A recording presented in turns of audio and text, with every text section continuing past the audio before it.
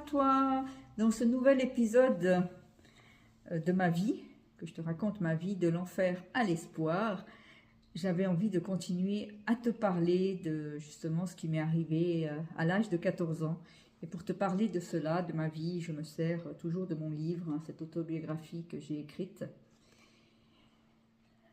Alors, comme je te disais, à 14 ans, c'est une période où j'ai commencé à m'affirmer. Et comme je te disais, c'est aussi une période où il m'est arrivé un événement, comme je te le disais dans l'autre épisode, qui a été très important et qui a complètement transformé ma vie et il y a encore je dirais, des impacts de cet événement qui a transformé ma vie encore maintenant dans ma vie.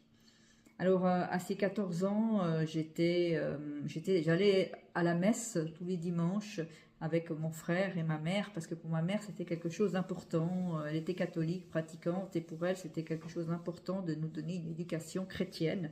Elle n'a pas pu le faire quand on était petit, parce que quand elle a connu mon père, elle lui a dit qu'elle était catholique, pratiquante, et même mon père priait avec elle, allait à la messe avec elle, voilà, lisait la Bible avec elle, et lui disait que pour lui c'était important, Dieu et tout cela. Mais c'était vraiment de l'hypocrisie pour pouvoir plaire à ma mère, en tout cas au début de leur mariage. Et il a dit aussi que si un jour, ma mère a dit que si elle avait un jour des enfants, ben, elle aimerait leur donner une éducation catholique, parce que pour elle c'était très important. Et mon père, il a dit mais bien sûr, il a dit oui, amen à tout. Il était même prêt à se faire catholique pour simplifier les démarches pour le mariage. Et puis elle lui a dit non, que c'était possible de se marier même s'il n'était pas catholique, et qu'elle préférait qu'il reste protestant, et un bon protestant, que plutôt un catholique voilà, qui ne connaît pas trop et qui ne fait pas trop de choses. Alors, elle ne se rendait pas compte de ce que mon père allait lui faire, parce que, bon, après à la naissance de mon frère et puis à la naissance de moi, ben, mon père était d'accord qu'on soit baptisé, même il a participé au baptême, et après, il ne voulait plus rien savoir. Alors après, à peu près vers l'âge de 6-7 ans, l'église envoie une lettre aux parents et demande si on accorde de mettre leur enfant au catéchisme afin qu'on entende parler de Dieu et qu'on puisse se préparer à la première communion. Et là, mon père a commencé à s'y opposer, mais farouchement, mais avec une révolte tellement forte. Il a dit tellement non à ma mère que ma mère n'a pas osé s'opposer à lui. Et ma mère avait plutôt peur de mon père, en tout cas, c'est ce que j'avais l'impression. Et puis, elle n'a pas osé tenir tête à mon père.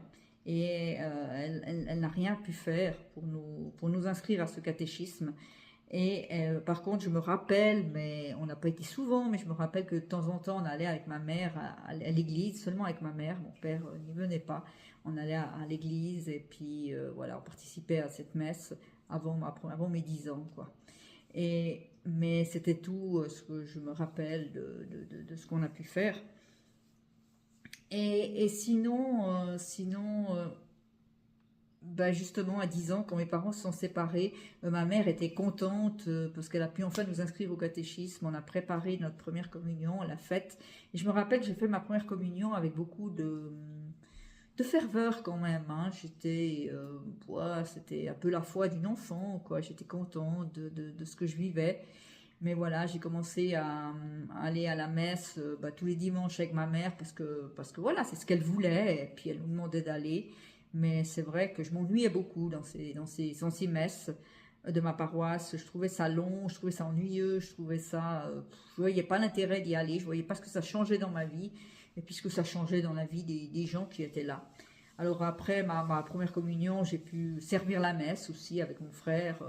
On le faisait presque chaque fois qu'on allait à l'église parce que voilà, il n'y avait pas beaucoup d'enfants, hein. Déjà à cette époque, il n'y avait pas beaucoup d'enfants qui servaient la messe. Alors du coup, nous, on la servait voilà, chaque fois, mais ça ne m'empêchait pas de m'ennuyer.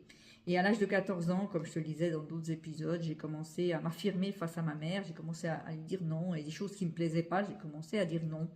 Et je me suis dit, bon, je veux faire ma confirmation, parce que ça me semble le chemin logique, hein, voilà, je fais ma première communion, je vais faire ma confirmation. Et je me suis dit à l'intérieur de moi-même, ben après, je ne mettrai plus les pieds à l'église, parce que franchement, je m'ennuie beaucoup.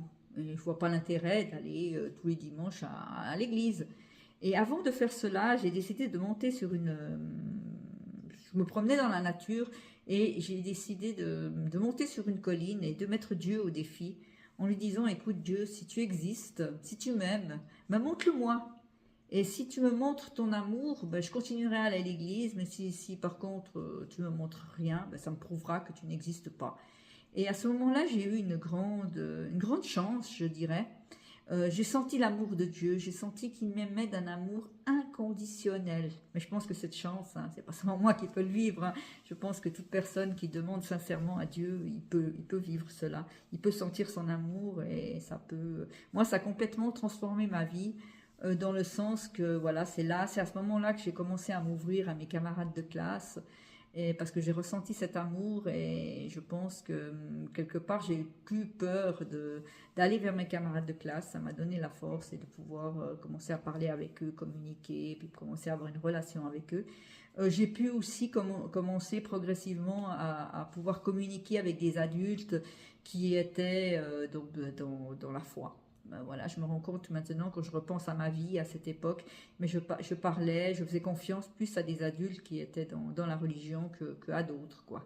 Voilà, à part Angela que j'avais parlé avant, en qui j'avais une belle relation, mais voilà, c'est à ce moment-là que j'ai commencé à m'ouvrir un peu. Et j'ai commencé aussi à pratiquer ma foi parce que voilà, voilà, j'étais dans l'église catholique à cette époque et j'associais Dieu à l'église catholique. Mais maintenant, j'ai compris que ce n'est pas forcément, Dieu n'est pas forcément lié à une église ou à une religion. Je t'expliquerai tout cela dans les prochains épisodes parce que je ne vais pas faire trop long cet épisode. Et je t'expliquerai dans les prochains épisodes aussi comment j'ai vécu cette foi et comment elle a évolué et qu'elle a changé dans ma vie. Et aussi tout ce que ça m'a apporté dans ma vie. Mais là, à cette époque, en tout cas, j'étais à fond là-dedans. J'ai commencé à pratiquer des montées vers Pâques avec des jeunes de mon âge. Et c'est vrai que ça m'a beaucoup apporté. J'ai commencé à aller à Lourdes aussi.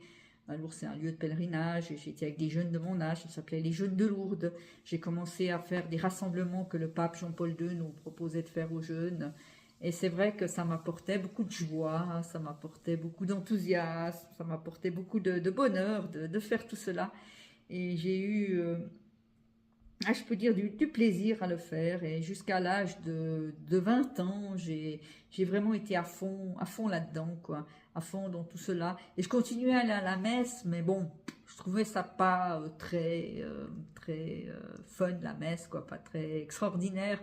Mais j'y allais parce que je me disais, bon, ben, je croyais dans ma tête que c'était un moyen de rencontrer Dieu, quoi. Et je me suis dit, bon, bah, écoute, quelque part, il faut y aller. Et puis voilà, mais il y a tout le reste à côté. Je pense que si je n'avais pas eu le reste à côté, je serais peut-être arrêté la religion. Mais en tout cas, si je n'avais pas fait cette rencontre avec Dieu aussi forte que ça. Et cette rencontre avec Dieu, je l'entretenais en parlant avec lui, ce qu'on appelle la prière. Mais pour moi, la prière, ça a toujours été surtout un dialogue avec Dieu, quoi. Un dialogue avec Dieu, et puis voilà, je lui parlais, j'avais l'impression que dans mon cœur, il me répondait, et tout le temps, je sentais cet amour, je me sentais entourée de cet amour, et ça m'a beaucoup aidé.